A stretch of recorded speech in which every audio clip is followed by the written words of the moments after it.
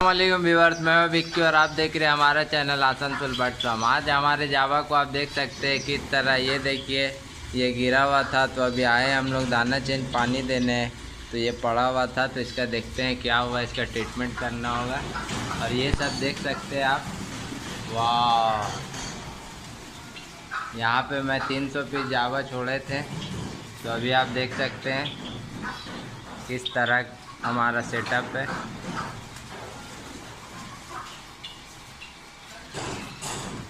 तो गाइस हमारा वीडियो कैसा लगा प्लीज़ कमेंट में बताएं और हमारे चैनल को सब्सक्राइब करें।